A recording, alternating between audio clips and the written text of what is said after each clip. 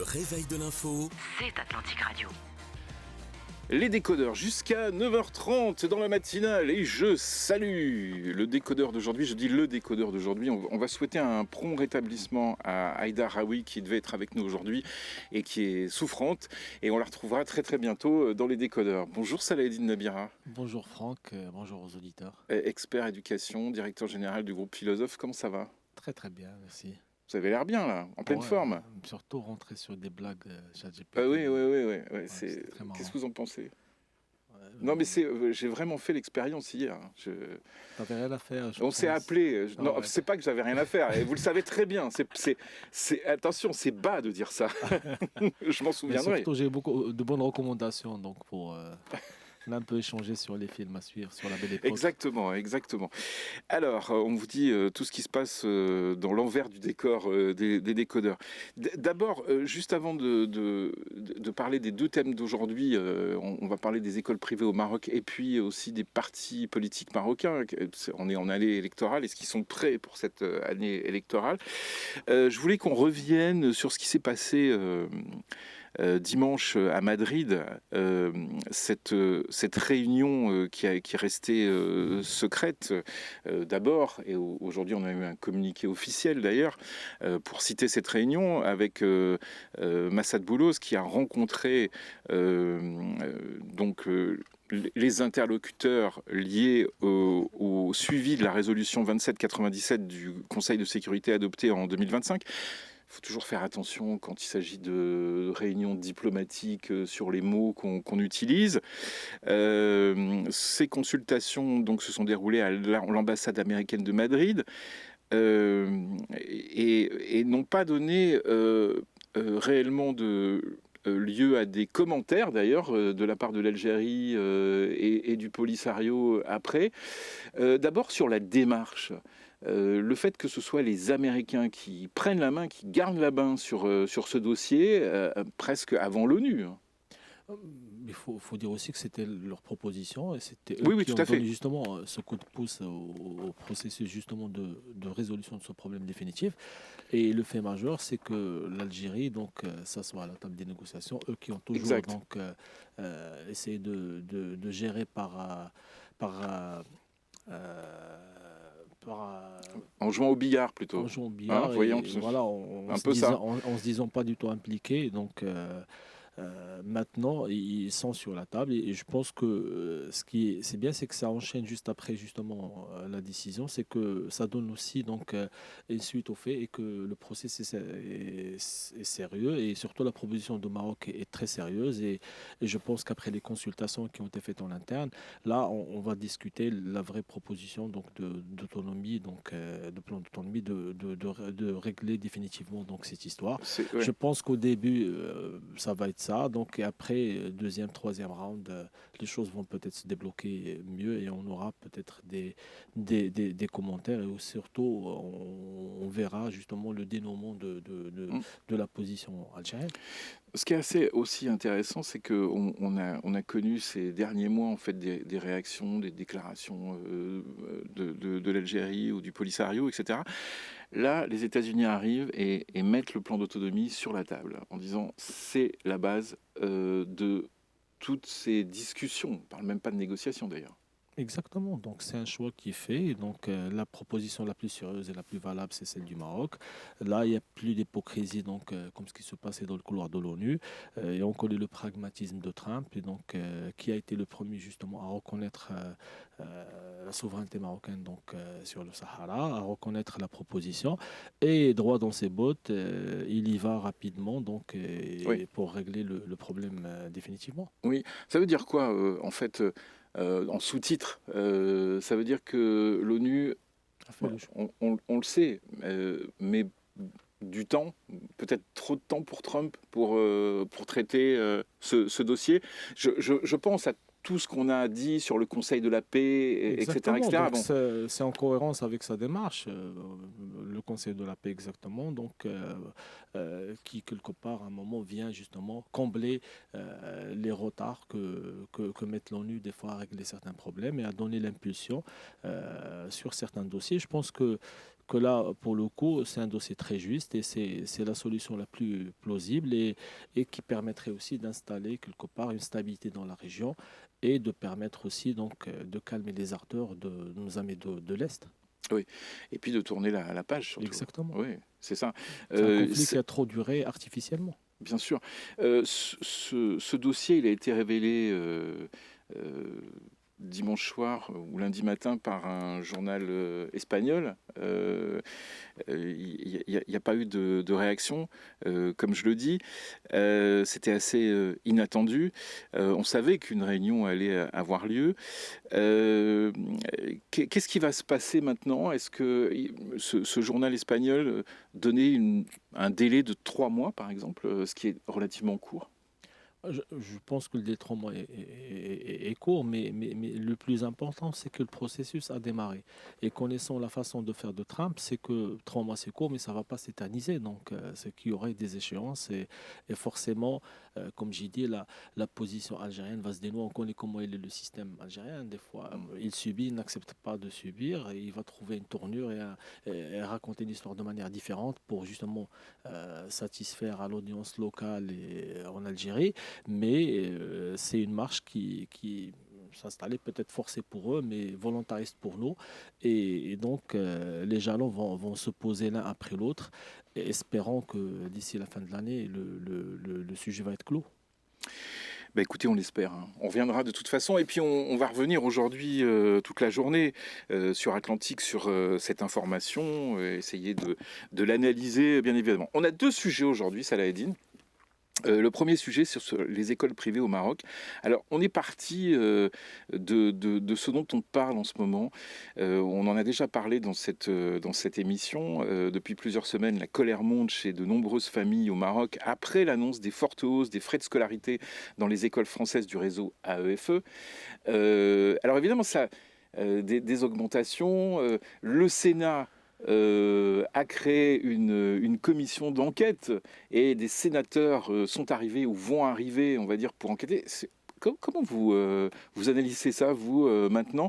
Des sénateurs français qui, normalement, ont la main sur, comme les députés d'ailleurs, comme les députés des Français de l'étranger, etc., qui ont la main qui connaissent l'explication de ces tarifs et de la hausse de ces tarifs.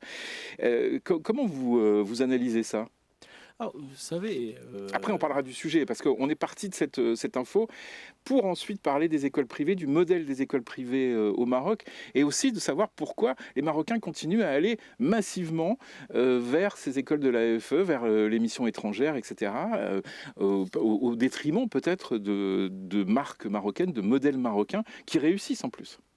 exactement. Donc, on connaît tous un peu la politique française et surtout les politiques français. Donc, ils aiment beaucoup le débat. Donc, tous les Ouais. sujets prennent leur place et on en fait donc beaucoup de prises de position et d'échanges par rapport à ça et de cristallisation de position de part et d'autre.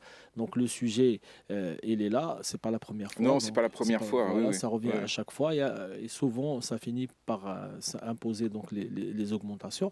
Après, le modèle est fait qu'il y a donc certaines missions qui dépendent justement des affaires étrangères françaises et on a d'autres qui sont via des fonds privés. Donc Exact. c'est un modèle un peu hybride et à la fin ça reste une offre et de la demande. Et je me rappelle une fois une autre mission, pas forcément la française, au début quand ils ont voulu lancer le projet, ils avaient un target de prix dans leur tête et quand ils ont vu la demande, qui était supérieur largement Hmm. aux projections qu'ils avaient, ils ont revu leur prix à la hausse. Donc Ouais. c'est une histoire de marché à la Oui, fin. c'est Donc ça. c'est une histoire de marché. C'est un marché aussi, il faut le dire. Et pourquoi ne pas le dire alors? Oui.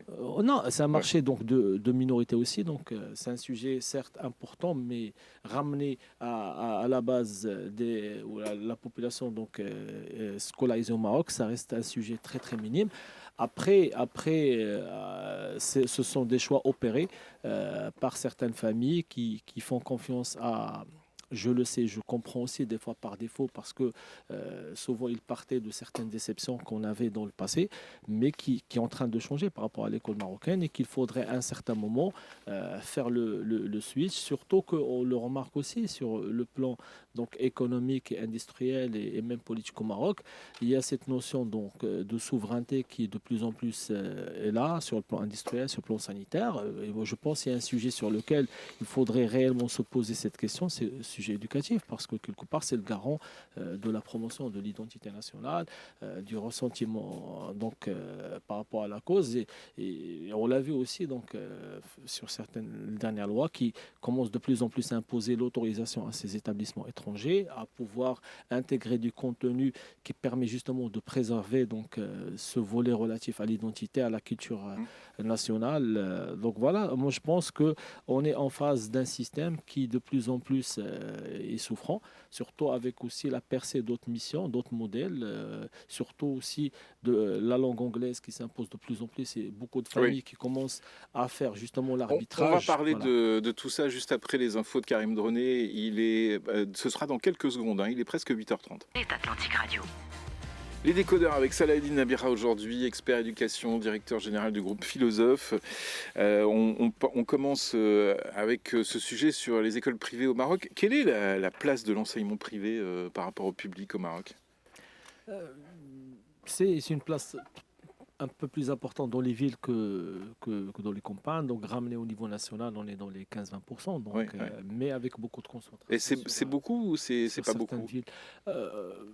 En fait, c'est un peu normal par rapport aux besoins ressentis. Donc, sur certaines villes, il y a même une suroffre par rapport à la demande sur certaines zones, certains quartiers. Donc, on gagnerait plus à pouvoir étendre l'offre et aller géographiquement sur tout le territoire national pour pouvoir répondre à la demande.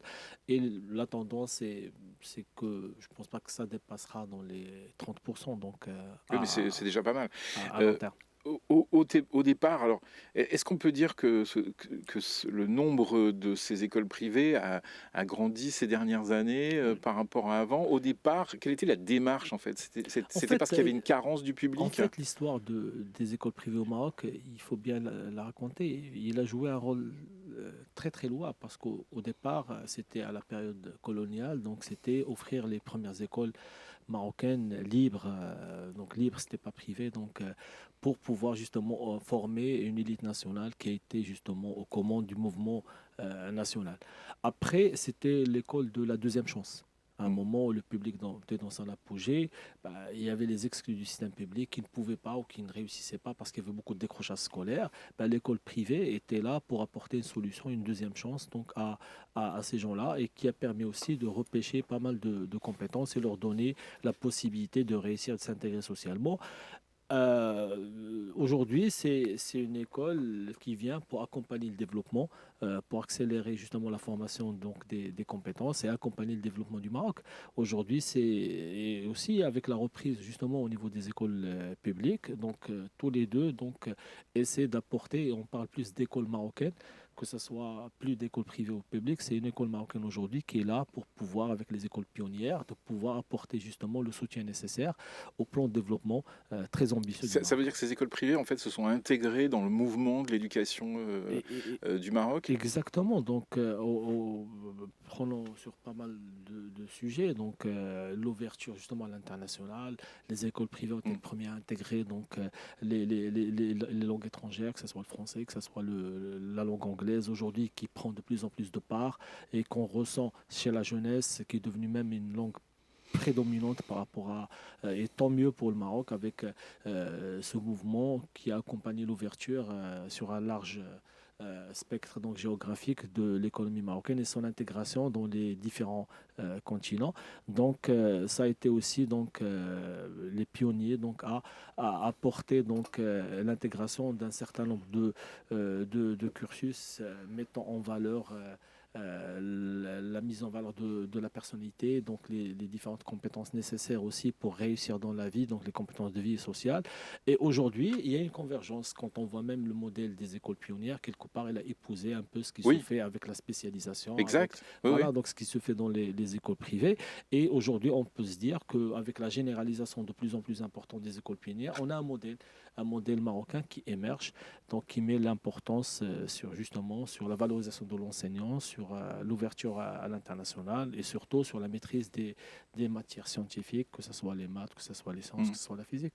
Mais ces langues étrangères qui sont un peu le moteur pour pas mal de parents, en fait, qui les incitent à aller voir telle ou telle école privée ou telle mission, etc., elles sont importantes. Comment les écoles privées les gèrent-elles? Est-ce qu'elles sont obligées on va dire, d'être partenaires avec d'autres Non, écoles non, non. internationales, ou est-ce qu'elles ont la liberté, on va dire, de proposer la même chose que dans les missions Non, étrangères, par exemple? vous savez, on n'est pas obligé et de plus en plus, et peut-être que les gens ne le savent pas autant, mais même dans certains quartiers périphériques et dans certaines villes de province, des écoles à partir de 800 et 1000 dirhams offrent des programmes trilingues. Où l'anglais est étudié chaque jour quotidiennement avec minimum 4 heures par semaine. Donc, et on trouve un niveau de maîtrise de la langue anglaise, voire dans certaines écoles même une quatrième langue, que ce soit la langue espagnole ou par choix. Il y en a Mm. même qui mettent de la langue allemande. Donc, les écoles s'adaptent à cette ouverture parce que, et ça, il faut vraiment le souligner, qu'aujourd'hui, les Marocains cherchent à avoir le critère d'être une école trilingue est un critère de choix. Donc, on a dépassé un peu le bilingue, ce qui se faisait avant, pour justement accompagner cette prise de conscience de l'importance parce que les gens voyagent de plus en plus. Ils ont compris que finalement, la langue française ne sert pas sur plusieurs zones géographiques. Une fois que vous dépassez la France, quand vous aurez C'est un autre débat, ça l'a ne dit. serait-ce qu'en Espagne, en Italie, etc. Non, mais Limite, c'est vrai, c'est voilà, vrai. donc les gens ont compris que Mais on peut en finalement, avoir plusieurs. Enfin, bon, voilà, ouais. donc ils ont compris que finalement, l'économie se fait, la recherche se fait en langue anglaise, et donc il y a eu cette prise de conscience, et les écoles ont réagi, ont répondu présent. Alors, Voilà, donc. parlons du côté tarif. On ne va pas rentrer dans le détail, mais vous avez dit tout à l'heure un truc très intéressant, c'est que à une certaine époque, ces écoles privées étaient des écoles de deuxième chance, hein, on va dire. Est-ce que ce ne sont pas devenues des écoles de fracture? Non, je dis pas. Vous voyez pourquoi je dis ça? Parce que on est parti de ce qui fait partie de l'actualité en ce moment, de ces réactions de parents, de ces manifestations de parents dans certains établissements qui sont liés à l'AEFE, des établissements qui sont chapeautés par la France, enfin en tout cas qui sont parrainés par la France. Ce sont des écoles qui sont relativement coûteuses. Est-ce qu'il y a une fracture en ce moment entre des gens qui peuvent mettre de l'argent dans une école et une école privée et des gens qui ne peuvent pas? Tant je pouvais le dire il y a quelques années, mais aujourd'hui, partout dans tous les quartiers, donc il y a vraiment un vrai effort qui est mis donc par le ministère, et ne serait-ce que le budget qui a été débloqué récemment par décision royale, etc. Donc budget exceptionnel. Il y a de plus en plus d'écoles pionnières et faut aller les voir ces écoles-là. Ils sont équipés, donc comme j'ai dit, les enseignants sont formés. Il y a un système de motivation même à l'intérieur, donc des primes à la performance par rapport aux enseignants, et surtout ils ont compris d'aller sur de la spécialisation dans pas mal de matières. Et là, moi, j'aime bien insister sur ça parce que souvent les gens prennent les écoles de mission comme référence, mais aujourd'hui, par exemple, je prends les écoles françaises dont on parle aujourd'hui, pendant tout le primaire, il y a un gros focus qui est fait sur la langue au détriment des autres matières. Donc aujourd'hui, dans les écoles, que ce soit publiques, j'ai parlé des écoles pionnières, que ce soit des écoles privées, très tôt, donc à partir du primaire, du CP même, on a des professeurs spécialisés par matière. Les enseignants du maths, c'est pas le prof principal qui fait le français, qui fait les maths et qui fait le sport et qui fait même l'informatique. Il y a aujourd'hui dans pas mal d'écoles, et je dis des écoles accessibles, je ne parle pas des écoles plus ou moins chères, où on intègre des matières telles que la robotique, alors que certaines écoles de mission très chèrement payées, moi mes enfants, les plus grands ont eu le bac d'école française, ben, les Fab Labs ne fonctionnaient pas.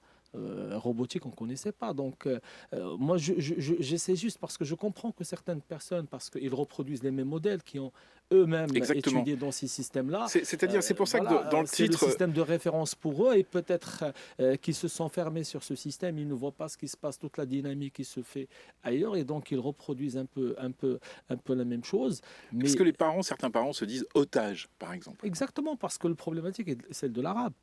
Parce qu'aujourd'hui, ce qui fait que même certains qui veulent faire le switch, mais j'essaie de les rassurer par rapport à ça. C'est-à-dire que leurs enfants, vu qu'ils ont été mis dans un système qui ne développe pas trop la langue maternelle, la langue maternelle des Marocains, après peut-être que c'est pas la langue, et qui fait que et même quand ils veulent faire marche arrière, et ben, ils se disent qu'il y a l'examen de sixième où la langue arabe est une langue principal, celui aussi donc au niveau du brevet, donc l'équivalent au Maroc, système marocain, c'est celui de la troisième année collège.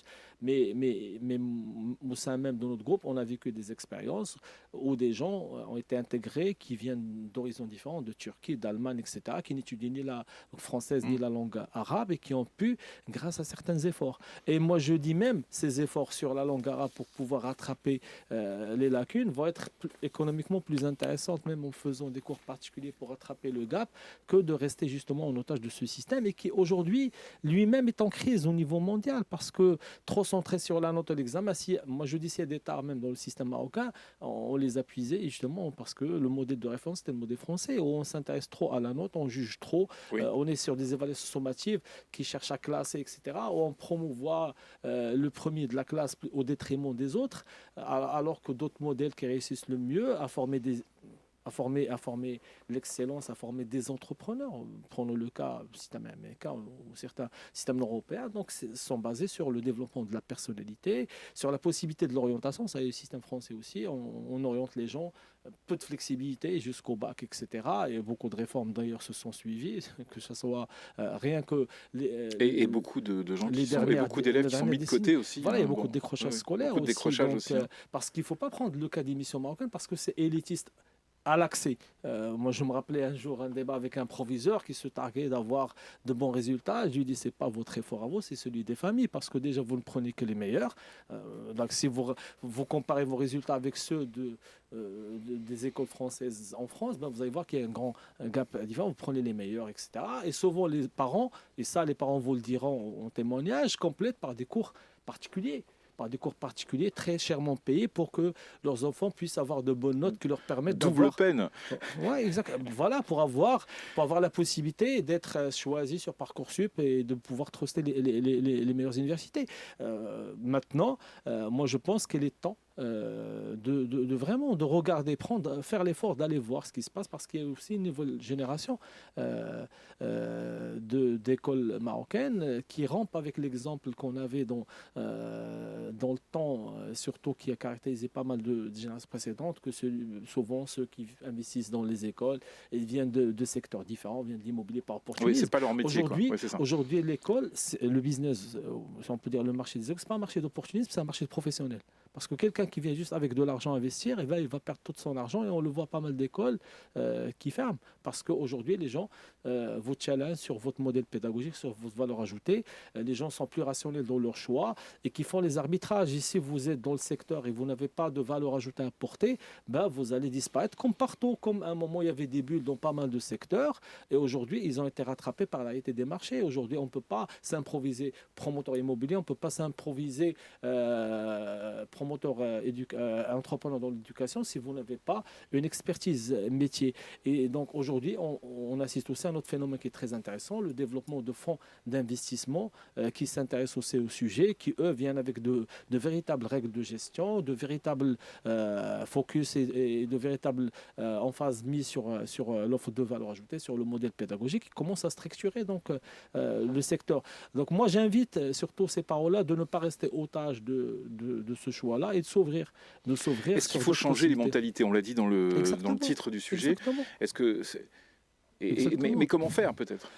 Comment faire? C'est un peu le rôle de ces émissions qu'on est en train de Oui, faire. oui. C'est aussi le rôle. C'est pour ça qu'on souhaitait en parler Voilà. aujourd'hui, parce qu'on est toujours, j'ai l'impression qu'on est toujours un peu monobloc, monolithique sur ce sujet-là. Exactement, c'est aussi notre rôle en tant qu'opérateur.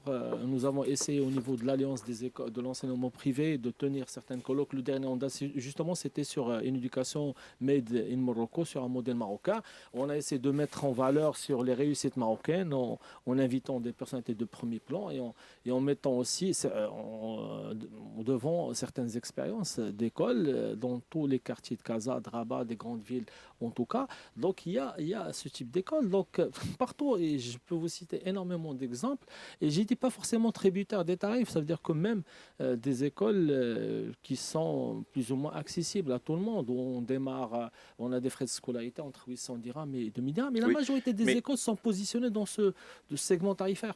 oui, mais c'est l'offre pédagogique qui est importante aussi. Exactement. Oui. Au Et niveau sur ce sujet, si vous permettez, Franck, ce n'est pas tributaire des frais de scolarité, parce que moi, j'ai toujours dit que ce soit dans l'école ou dans le secteur de la santé, on doit offrir la même qualité, donc que ce soit de service ou de soins, indépendamment des prix. Oui. Au niveau du cadre réglementaire, quel est le type de contrôle une nouvelle loi qui est passée sur les écoles privées? Alors, je risque de vous étonner, Franck. Moi, j'étais dans le supérieur avant. Je peux vous dire que pendant 6 ans, je n'ai jamais été contrôlé. Ne serait-ce une fois, j'ai reçu une petite mission de contrôle. Vous savez, au niveau du primaire, vous êtes contrôlé tout au long de l'année. Vous commencez par la préparation de la rentrée, il y a tout un dossier à fournir sur des documents financiers, administratifs et pédagogiques. Même la liste des fournitures est contrôlée. Avant même la loi, moi je vous dis, vous avez des inspecteurs par district qui viennent régulièrement, des inspecteurs au niveau du primaire, au niveau du préscolaire, au niveau du collège et du lycée. Ça veut dire que le contrôle, il est là. Ça a toujours existé. Il a été renforcé davantage par la loi. Et donc, ça donne plus ou moins une garantie par rapport aux parents. Après, vous savez, dans tout ce qui contrôle partout, pas forcément l'éducation, les gens vont dire qu'il y a toujours moyen d'échapper à ce contrôle. Mais moi, je dis le vrai contrôle, c'est quoi? C'est les parents. Vous savez, la communauté des parents est très, très forte et très présente. Vous savez, les parents, partout, quelle que soit justement la catégorie socio-professionnelle, aujourd'hui, les parents n'ont d'investissement important que leurs enfants. Ils s'impliquent plus qu'auparavant. Oui. Ils sont organisés en groupe de parents, de pression, etc. Et c'est eux le premier contrôle. Et comme j'ai dit, la situation est telle qu'il y a une suroffre sur certaines zones géographiques et même en général qui fait que tout le monde essaie de pouvoir satisfaire donc justement sa clientèle, de la garder, de la fidéliser, et c'est ce qui amène justement à faire de l'effort. Je cite un exemple. Moi, on avait un certain nombre d'écoles dans des villes périphériques. Je parle de Doroua, je parle de Barchid, et même dans ces villes-là, on voit que sous l'impulsion justement d'opérateurs de qualité, tout le monde a commencé à innover, tout le monde a commencé à faire des événements culturels, à inviter des auteurs, à inviter des écrivains, à ouvrir l'école et à en faire un espace de débat et de culture. Il faut que les gens aillent voir ce genre de choses, peut-être ne serait-ce que sur les réseaux. De toute façon, tout le monde est présent sur les réseaux sociaux, et d'aller chercher au-delà justement des périmètres connus et expérimentés. Dernière question, et là on revient à l'actualité qui concerne les établissements AEFE. Est-ce qu'il faut une régulation ? Est-ce qu'il faut un cadre réglementaire? C'est ce que demandent les parents. Vous savez, moi j'ai toujours été pour la régulation du marché. Moi je dis voilà, parce qu'il n'y aura pas meilleur moyen que... Donc c'est le marché qui décide. Voilà, que les gens réagissent. Parce que s'il y avait une réaction... Et voilà, des parents qui ont pris leurs enfants, etc., qui ont migré vers d'autres systèmes, ils comprendront. Moi, je vous ai dit l'histoire d'une mission étrangère, il y a quelques années, c'était la même dernière à s'installer, qu'au début, ils avaient une fourchette de prix, je pense entre 30 et 50 000. Quand ils ont vu la demande, ils sont passés à 70 000 dirhams. Oui. Donc voilà, c'est un peu ça. C'est nous qui faisons que ces prix augmentent. On revient avec les décodeurs pour parler politique, des gens qui sont allés à l'école. Bon, D'autres pas. et d'autres, enfin, ça Ouais. dépend. Voilà, c'est pas grave, en fait, Ouais. en même temps. Dernièrement, Euh, il y avait- Juste après, les infos avec Mourad Baba. Les décodeurs aujourd'hui avec un décodeur. Salaheddine Bira, expert éducation et directeur général du groupe Philosophe. Il ne s'intéresse pas qu'à l'éducation, il s'intéresse à tout. Il est très fort en foot et il est très fort en politique aussi. On va parler des partis politiques. Les partis politiques marocains sont-ils prêts pour cette année électorale? Les partis marocains actuellement face aussi à leurs contradictions. À l'approche d'une année électorale décisive, les partis politiques sont de plus que jamais sous pression. Le dernier rapport de la Cour des comptes, qui est sorti la semaine dernière, a mis en lumière des failles persistantes dans la gestion des financements publics, ravivant les critiques sur la transparence et la gouvernance interne des formations politiques. En parallèle, la nouvelle loi sur les partis impose des exigences plus strictes en matière de reddition des comptes, de renouvellement des élites et d'intégration des jeunes et des femmes, mais dans un paysage partisan vieillissant et souvent perçu comme déconnecté des attentes citoyennes, la question centrale demeure: ces réformes suffiront-elles à restaurer la confiance et à préparer des partis à la hauteur des enjeux électoraux à venir? C'est vrai que là, on a des bonnes questions sur les partis Très politiques. grande introduction. D'abord, vous pensez quoi de ces hommes politiques? Alors, c'est pas seulement marocain, hein, c'est un peu dans tous les pays, mais qui mettent en avant: voilà, je suis un pur produit de l'école marocaine, un pur produit de l'école française, un pur produit de... ça dit quoi de tout ça? C'est quoi? C'est qu'on veut faire, on veut être plus proche du citoyen lambda? Il y a une C'est vague compliqué il y a ici, une hein. vague de populisme au Oui, c'est au ça, niveau voilà. mondial. Voilà, Ouais, on ouais. essaie d'utiliser des codes qui plaisent aux gens, mais aujourd'hui, quand on est en politique, on est plus sollicité sur les solutions et c'est les propositions de valeur, les projets qu'on apporte Mm. aux citoyens. Maintenant, ce qui ne joue pas à la faveur des partis politiques, il y a une prise de conscience, même au niveau mondial, du rôle des États forts et des États sont trop puissants parce que les crises se faisant partout dans le monde, et on voit de plus en plus les modèles qu'on critiquait parce qu'ils étaient moins démocratiques qui sont plébiscités. Voilà ce qui se passe en Russie, ce qui se passe en Chine, ce qui se passe dans certains pays et qui permettent mieux face à... Parce qu'aujourd'hui, la démocratie, quelque part, a été pervertie parce que ce qui se passe, c'est qu'il y a un mouvement qui s'est fait via les réseaux sociaux, via certains fonds qui volontairement ont cherché à rabaisser le niveau du citoyen sur le plan culturel, sur le plan de conscience politique. Et quand on voit aujourd'hui sur les vieux pays, donc plus ou moins démocratiques, que ce soit dans l'Europe, etc., ils sont en train de régresser. Aujourd'hui, moi, la dernière fois, j'étais à Francfort, quand je vois les rues de Francfort, quand je vois la saleté, la difficulté à gérer les déchets, à gérer certaines choses, quand on parle de l'Allemagne qui est censée être le levier, donc, ou la locomotive de l'Europe, quand on voit ce qui se passe Oui, aussi... surtout que l'Allemagne a commencé très tôt dans les années 70 à s'occuper de ça très bien. Exactement. Je pense aux Verts, je pense à d'autres partis Voilà. dans des grandes villes allemandes. Et quand on voit aussi le mode de vie d'ici et là-bas, ce qui se passe à Paris, des fois, ou certaines villes aussi françaises, etc., on se dit finalement que la démocratie, tant qu'on l'a toujours représentée par des partis, par des élections, Oui. etc., c'est plus un modèle performant. Et aujourd'hui, qu'on le voit aussi au Maroc, quand on voit ce qui se passe dans ces inondations, et quand on voit l'exemple marocain, même par rapport à des pays voisins, que ce soit l'Espagne, et on sent le rôle d'un État fort et que finalement, la crise est mieux gérée. Et on voit comment les évacuations se sont opérées, que ce soit à El Haouz, que ce soit aujourd'hui à Al-Qasr Kbir. Moi qui parle, je suis quelqu'un qui, pendant quelques années, je critiquais ce système-là. Donc j'étais même à l'origine de la création d'un mouvement politique qui s'appelait Ma'an à l'époque et on avait l'ambition justement de le transformer. Mais pour être très honnête avec les gens, parce que j'aime pas, tant j'étais pas dans la langue de bois avant pour critiquer le système, aujourd'hui aussi je suis pas dans la langue de bois parce que il faut qu'on y va sur les deux côtés. Il faut aussi qu'on ait des partis ou des structures représentatives de projets, mais il faut aussi qu'on ait des citoyens conscients et qui sont capables de les porter. Alors, aujourd'hui, le constat qui était très amer, quand on a vu, par exemple, du temps du Covid, on avait beaucoup de gens qui se suffisait d'avoir de l'assistance, d'avoir 800 dirhams par mois, quitte à renoncer à leur liberté, donc même individuelle. Quand on voit aujourd'hui le taux de participation en liste électorale au niveau des élections, ben, fait en sorte qu'on a créé l'écosystème d'avoir ce genre d'hommes politiques qu'on critique et que tout le monde critique aujourd'hui, parce que certains sont même élus à la tête de certaines régions, alors que même dans leur circonscription, ils n'avaient même pas plus de 1000 voix. Est-ce que ça, c'est une démocratie réelle, proportionnelle telle qu'on la présente? Moi, je pense qu'on est plus dans une dictature d'une minorité que dans une vraie démocratie. Donc aujourd'hui, les jeunes, l'offre politique n'intéresse personne. Parce que qu'est-ce qui se passe aujourd'hui? C'est le même visage.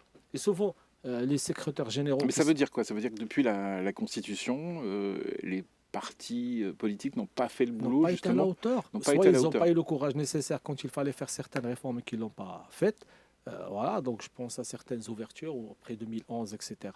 Soit aujourd'hui, ils ont été incapables de produire des élites parce qu'à la base, ils sont basés sur un modèle de servilité. Parce que pour évoluer dans un parti politique, comme malheureusement dans certaines entreprises où c'est privé ou au public, ben, le seul modèle, c'est l'allégeance. Et donc, quand vous faites le modèle basé sur ça, ben, vous n'avez plus de leadership. Et on le voit sur certaines parties, etc. On voit ceux qui tiennent l'appareil, parce qu'aujourd'hui, on a commencé à voir... Avant, on avait au moins les leaders, on avait le militantisme des idées. Aujourd'hui, on a le militantisme de l'appareil. Vous avez certaines figures qui contrôlent l'organe de parti par un réseau de relations et d'intérêts donc mutuels, etc., qui ne peuvent même pas prendre la parole en public, qui ne peuvent même pas défendre des idées, qui ne peuvent même pas et qui ne participent même pas à des émissions de débat, mais qui contrôlent donc l'appareil. On ne les voit même pas sur de grands partis. C'est-à-dire qu'on voit les visages des secrétaires généraux, mais ceux qui contrôlent le parti, c'est pas celui qu'on voit et qu'on met en avant. Celui qu'on met en avant, c'est quelqu'un peut-être voilà, qui a fait des études et qui peut parler, etc. Parler pour ne rien dire des fois, parler pour... C'est pas nouveau, ça a déjà voilà, existé. Bon.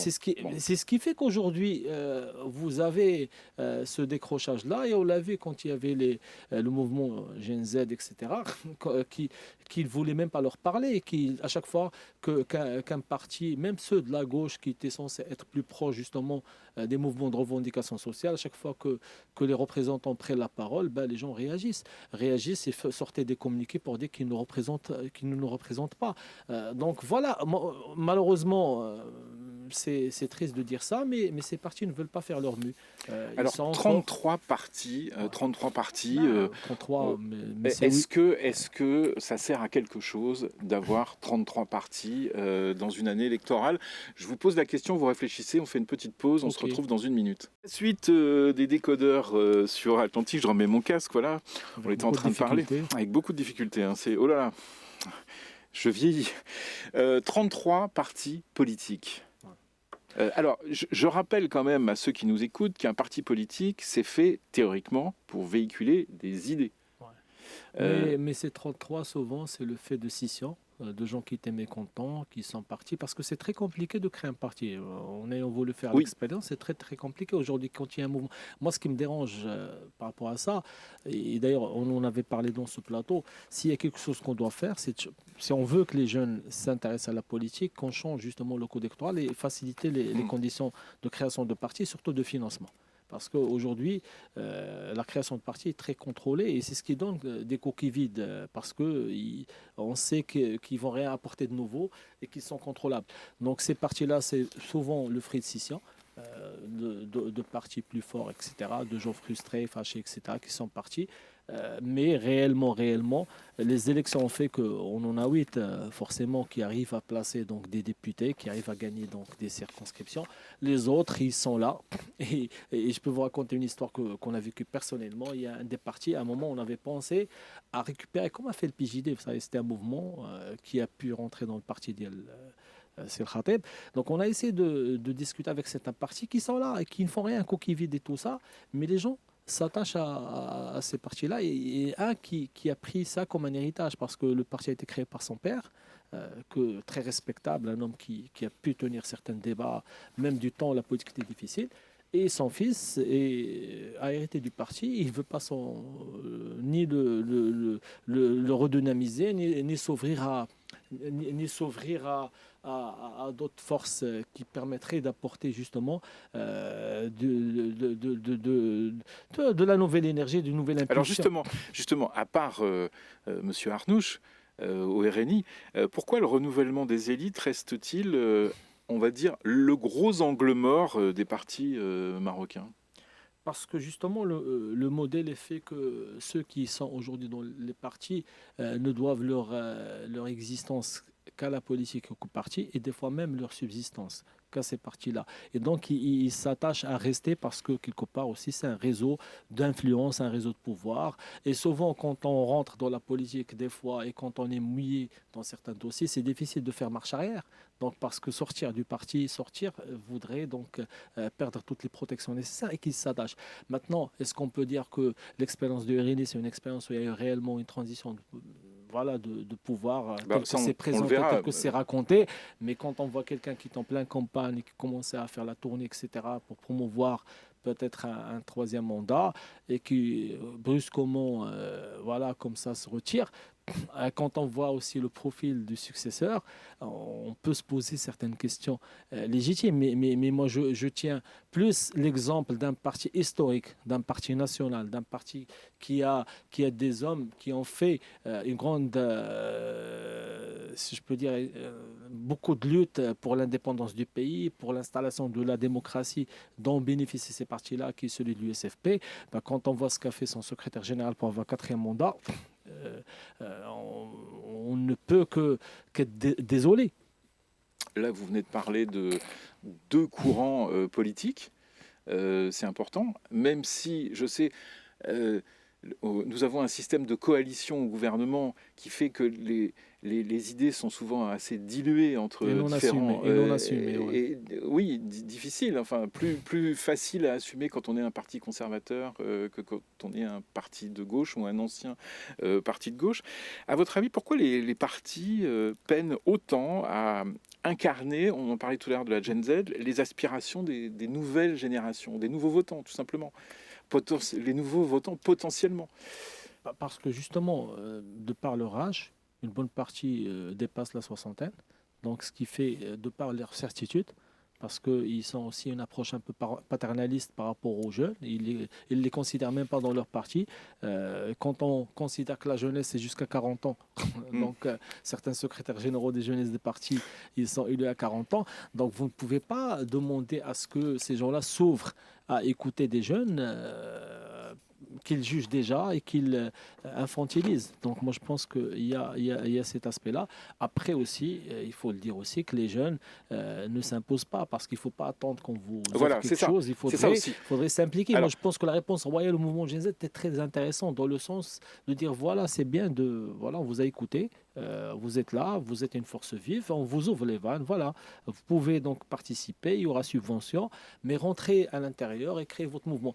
Je dis que la réponse méritait justement qu'il soit complétée par un code électoral qui justement facilite cette possibilité d'avoir des évolutions telles qu'on a vu en Espagne avec Podemos, qu'on a vu avec 5 étoiles en Italie et ailleurs, En Marche en France, ou un mouvement qui est né de la rue, de revendications, etc., qui est porté par des gens qui incarnent un projet nouveau et qui rapidement peuvent justement évoluer vers un parti politique. Mais là, vouloir faire intégrer tout le monde dans ce qui existe aujourd'hui, eh ben, ça fait qu'il n'y a pas de couleur, il n'y a pas de couleur, il n'y a pas de goût. Tout le monde se ressemble. Tout à l'heure, dans l'intro, je parlais d'un paysage partisan vieillissant. Mais est-ce que ce paysage partisan, avec des idées, etc., il existe encore? Vous savez, c'est pas une histoire d'âge. Pour les gens, ne me prennent pas mal. Moi, j'adore bien Mélenchon. C'est quelqu'un qui est assez avancé, mais qui a des idées nouvelles et qui essaie de... Mais là, c'est vieillissant et c'est stagnant. Donc, c'est surtout ça. Et des fois, on a tellement dilué les choses et qu'on n'assume pas ses opinions qu'on rajoute social à libéral et qu'on rajoute social à démocrate, etc. Et je ne sais pas, on en a parlé hier. Moi, je reste choqué. Une fois, j'étais invité par un parti dans le temps communiste pour un débat justement sur l'école et qu'on voit un militant qui, en me critiquant, cite des versets du Coran et des versets des hadiths. Moi, j'étais choqué, mais voilà, je me dis, quand même, on est dans le parti que représentait, soi-disant, la gauche radicale, où les militants, même ça avait l'air d'un fervent militant, qui commence à s'inspirer justement de la méthode PJD, parce que justement, il y avait cette alliance-là contre nature. Donc, il y a tous ces aspects, ces incohérences. Et des fois, les gens regardent. Vous savez, dans les communes, ben, vous avez des partis qui sont à l'opposé au niveau du Parlement. et vous les voyez en alliance au niveau communal. Et des fois, ces alliances se font même au détriment justement des organes centraux des partis. Donc les gens comprennent que c'est Mm. malheureusement des boutiques qui cherchent à reproduire les mêmes élites et à pouvoir contrôler justement les organes de l'État. Et on les voit aujourd'hui absents. Aujourd'hui, par exemple, avec ce qui se passe à Al-Qasr al-Kbir, on attend que le Premier ministre réagisse, le chef du gouvernement réagisse, parce qu'à un moment, il faut déclarer que c'est une zone sinistrée pour pouvoir que les gens puissent avoir des dédommagements et des remboursements. D'ailleurs, à Safi, la même chose. Les gens attendent parce qu'on ne s'est pas prononcé sur le sujet, on n'a pas prévu des mécanismes de remboursement. Et on les voit absents. Et qu'est-ce qu'on voit aujourd'hui sur le terrain? C'est les forces de l'ordre, c'est l'armée, Oui. Voilà. Alors, c'est un sujet dont on parlera évidemment. Dernière question, est-ce que, on l'a vu, enfin on le saura évidemment dans les prochains mois, mais on saura si les jeunes vont aller voter un peu plus qu'aux dernières élections. Mais il y a beaucoup de militants associatifs parmi les jeunes au Maroc, on le voit sur les réseaux sociaux, voire même des activistes, etc. Est-ce que c'est pas un déni de démocratie aussi de leur part? Non, mais je vous ai dit, Franck, ça veut dire que les gens, et d'ailleurs c'est bien, vous avez posé la question, en fait, il y a un ami qui avait fait une thèse sur la participation politique. La participation politique ne se limite pas aux élections. Elle se limite à tout ce militantisme qu'on voit sur les réseaux. Sauf que c'est une génération qui est virtuelle, qui agit plus sur la trame. Ce qu'il faut, c'est juste amender justement le code pour pouvoir permettre la création de partis donc, qui peuvent exister, de tenir leurs réunions sur la toile et de pouvoir agir, de pouvoir mettre en place les pétitions électroniques. C'est aussi un levier d'action politique. Exactement. De pouvoir permettre le vote électronique. Pourquoi on ne permet pas ça? De pouvoir faire que les inscriptions sont automatiques sur la base de carte nationale. Ces jeux-là, ils sont comme ça dans la vie quotidienne. Pourquoi vous voulez qu'au niveau des élections, qu'ils ressortent de leur monde quotidien et qu'ils viennent à une école un vendredi après-midi pour aller voter alors que c'est plus simple qui de retourne, le faire. qui retourne dans l'ancien monde. Donc, il ne faut pas les blâmer, mais plutôt se poser la question pourquoi on ne veut pas que ça soit plus facile. Salah Eddine, il nous reste 2 minutes. Vous écoutez les décodeurs d'Atlantic Matin. Les débats express. Alors, je voulais évoquer 2 sujets rapidement là-dessus, 2 sujets internationaux. D'abord, l'Iran, ce qui se passe en Iran. On l'a vu, il y a eu des pourparlers entre les Américains et l'Iran, notamment, enfin particulièrement sur ce qui concerne le nucléaire. Et la réponse de l'Iran ne s'est pas fait attendre, hein, c'est un statu quo total. Et puis l'Iran, depuis quelques heures, intensifie la répression sur la population. Le porte-parole du camp réformateur a été arrêté. Quel est votre regard là-dessus ?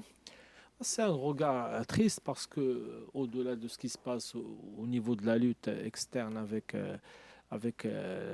les États-Unis ou les forces occidentales en général, c'est dommage de voir qu'un gouvernement, au lieu de servir justement ses citoyens, il est en train de les massacrer. C'est à coup de milliers. C'est à coup de milliers, c'est pas la première fois. Donc, de tenir des populations en otage avec des conflits géopolitiquement entre clans opposés. L'un puise justement ses soutiens de forces russes ou chinoises ou autres en face aussi d'un opportunisme occidental qui ne cherche pas justement la liberté qu'on promet aux populations, mais plutôt l'exploitation des ressources naturelles. Ce jeu-là fait en sorte que malheureusement, encore une fois, souvent dans certains pays, beaucoup de pays du tiers-monde, que ces processus, sachant qu'en Iran, il y a des élections, il y a du vote, etc., mais c'est pas représentatif. Voilà, c'est pas représentatif. Et on ne peut pas tenir en otage autant une population. Moi, je pense que ça, à un moment, ils vont franchir un seuil de non-retour et peut-être que le régime s'enlisera de l'intérieur plutôt que de l'extérieur. Ouais. Dernier sujet, quelques secondes de commentaires là-dessus. L'affaire Epstein, on en parlait avec Karim Droné tout à l'heure. C'est une véritable bombe à déflagration. Qu'est-ce que ça dit de notre, on va dire, de nos élites, mondiales? Malheureusement, ça met en lumière un système qui est aussi ancien que le temps. Depuis toujours, que ce soit par truchement du système secret ou que ce soit par truchement par organisation plus ou moins secrète, on a toujours utilisé la débauche comme moyen de pression sociale et politique. Et donc,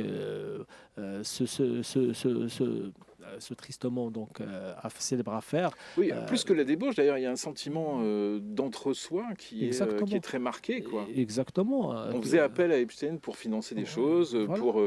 Et lui aussi s'en servait en ce qui concerne Jack Lang, pour avoir une voiture pour aller à une réception du fils de l'Aga Khan. Enfin, c'est n'importe toute quoi. La cupidité humaine. Exactement. C'est toute la cupidité humaine et qui fait que... Non, mais c'est bon, voilà. Bravo, Salah Eddine Amira. Vous savez, on a toujours dit, entre amis, donc même quand on était dans le mouvement, c'est que pour faire de la politique, il faut être indépendant financièrement. Ouais. Voilà, il faut être indépendant financièrement. Il faut être indépendant tout court. Non, mais pour être indépendant tout court, il faut être indépendant financièrement. Parce que c'est très difficile d'être indépendant quand vous subissez la pression sociale, la pression... Là, on remarque avec l'affaire Epstein que c'est pas souvent le cas. Hein, là, c'est d'autres enjeux plus importants. Même le Front National en France, le Rassemblement National, pardon, c'était adressé à Epstein pour financer. Mais ce qu'il faut savoir, c'est que là, c'est l'affaire révélée. Je suis sûr qu'il y en a d'autres aujourd'hui qui sont toujours dans l'obscurité. Merci, c'était Salah Eddine Amira dans les décodeurs aujourd'hui. Merci pour avoir évoqué, commenté toutes ces thématiques. Dans quelques secondes, Karim Droné pour les infos. Atlantique Radio. Atlantique Radio.